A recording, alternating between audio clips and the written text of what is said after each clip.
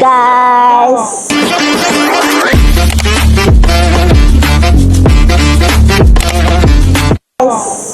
So hari ni kita orang pergi ke IOI Putrajaya, okay, untuk check kru-kru kita kat sini. Sebab kita orang ada event dekat sini untuk Playfest 3 hari, untuk popcorn 1 hari ni.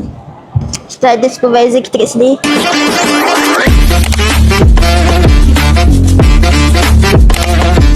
Kat sini. Apa perasaan anda? Berapa hari duduk sini?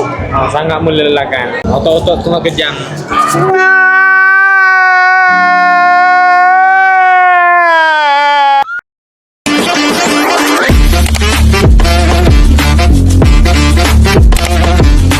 Anda dengan kru kita yang berada dekat sini. So far kru kita semua jalankan kerja dengan bagus, on time, bersih, mantap.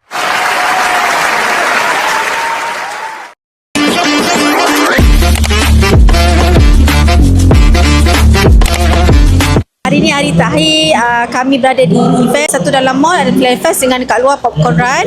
So Alhamdulillah semuanya berjalan dengan lancar dan saya sangat beruntung dengan kru-kru yang ada hari ini yang sangat membantu memudahkan urusan kami, urusan kita lah untuk dari segi event cleaning lah. So thumbs up kat kita punya kru, memang terbaik, korang memang the best Bersama lah. dengan supervisor kita hari ni.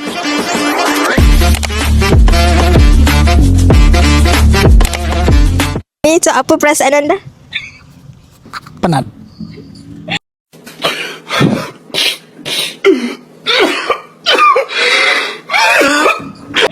Bagi sikit komen untuk hari ni. Hari ini amat-amat dahsyat lah. Semua event berjalan dengan lancar. Orang ramai sini. Dekat event ni tadi kata ada 5,000 orang. So tapi semua okey lah, semua okey, kita boleh handle. Okay, so setakat ni kita punya event dah habis dah. Tinggal kita nak finishing je lah.